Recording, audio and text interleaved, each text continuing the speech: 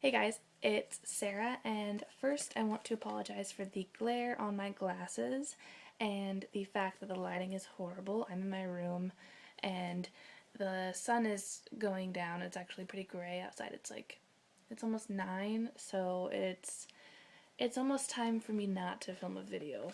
But I wanted to film this while my first video is processing. I didn't have time to do my other part to it, so I'm doing it now.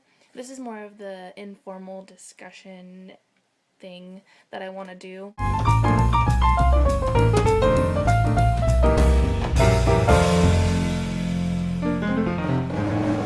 just to remind you, it is for City of Bones by Cassandra Clare. You can click on this book right now to go see the first part of this review.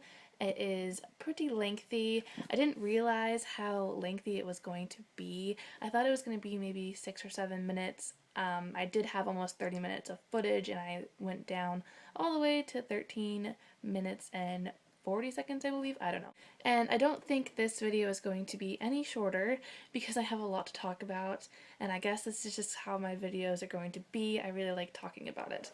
So first I want to talk about my first impressions about the characters, and I'm going to start with Clary. I wasn't really that excited about her character. I really liked reading the third person, but I also really liked how it was about her. I liked how it was about her and her family, but she seemed so passive a lot of the time. Like I talked about in the previous video I did, when she was learning about all of the things that was going on in her life and how she was being attacked by demons, and she was learning about all of these shadow hunters and the vampires and the werewolves and how all of these things kept happening to her, she didn't really question it. She didn't ever just realistically sit down and be like, she never really thought about that. She was just like, okay, let's just do that. And I found that really unrealistic. But other than that, as a 19-year-old girl right now, I know what it was like to be 15 and 16, and Cassandra Clare did a really good job on capturing that age group, other than her just accepting everything. Jace, I really like Jace. I tried to talk about this in my other video, but I had to cut it out. There was just a lot of things about Jace that I enjoyed. I enjoyed how he went from really strong Shadowhunter warrior to more of a softie.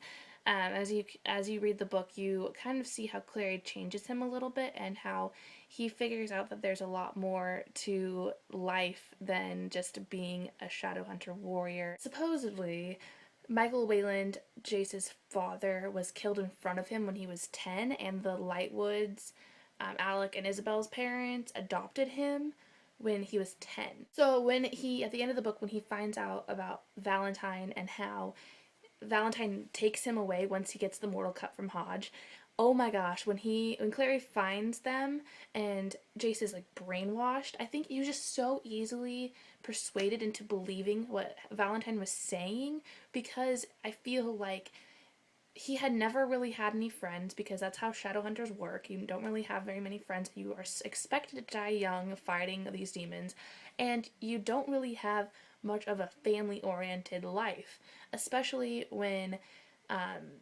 Jace never knew his mom, and apparently his dad died in front of him, but really Valentine had told him all of these things about how he had to leave to protect him, and he left him in the care of the Lightwoods, and it was like family before work kind of thing, like blood before anything else, and he believed what Valentine was saying to him. I would not be so easily persuaded, but I kind of feel for Jace, because unlike Clary was just like, okay, this is my life, this was my mom, this was me, I guess I just believe it. She had something, she had her mom, she had everything, and I would have been a little bit more determined to find out if that was the actual truth, when I feel for Jace, because he never really grew up knowing what was going on. And even though Valentine was such a bad guy and is such a bad, horrible villain in this story, I think Jace was just wanting that father figure.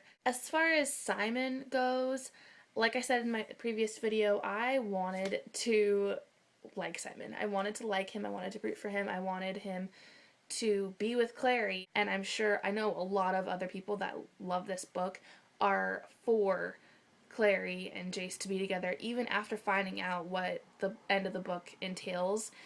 A lot of people don't believe what Valentine is saying, and a lot of people don't believe about him being his actual father or Clary's father or anything. At the same time, you totally feel for Simon because you see how he looks at her, and how when I was totally mad at him for liking Isabel, and Isabel and him like flirting and dancing with each other, and Isabel was like hooking up with him or something. I don't know what was going on, and neither did Clary, and it worked to make her jealous, because I mean, when you're best friends with someone and then all of a sudden this gorgeous girl is like, "Hey, I want you," I would be jealous. I would totally be jealous.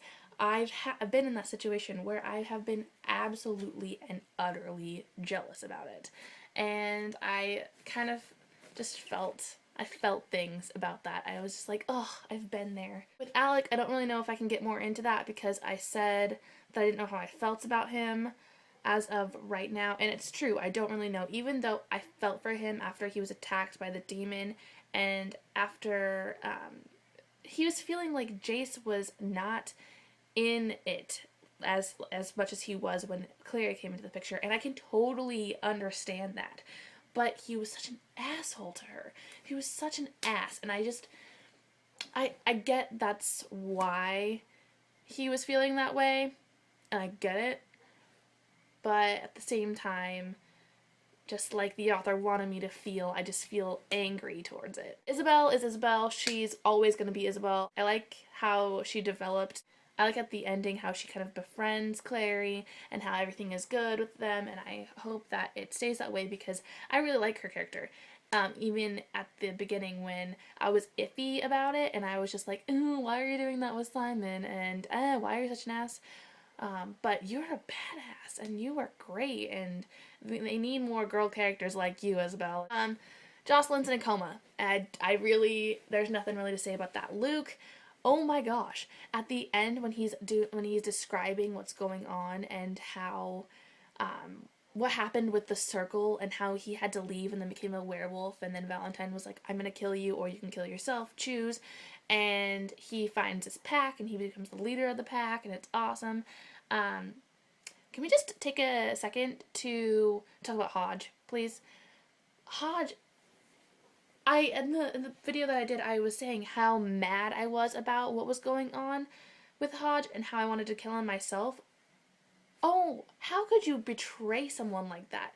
You are giving them information and giving them clues on how to get this mortal cup. The entire quest of this book is to find the mortal cup, to deliver it to Valentine, to exchange for Jocelyn, which is Clary's mother, who is abducted from her home from Valentine himself. You find out all of these things throughout this quest, and the mortal cup is how you make Shadowhunters. It was designed by an angel mixed with human and angel blood, and people would drink it.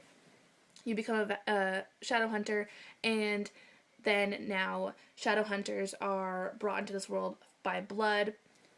You don't use the mortal cup anymore, but that's what Valentine wants to use it for. He wants to make a children army of Shadowhunters. He is crazy. The reason why he wants to make this army is so that he could he could have this war like he wanted to however long ago, like 16, 17, 18 years ago, that he wanted to have this war against all of the downworlders, because he doesn't believe that werewolves, vampires, fairies, fae, anything like that fit into the world of humans. He wanted to rid all of them of that, and just fight the demons, and that's just what it was. While right now, all of the downworlders help the Shadowhunters fight off of these demons that are escaping from different dimensions into this world. If that makes any sense at all, I am talking really fast. There's barely any light, and this quality is terrible, but whatever. So that's what's happening. And Hodge is just like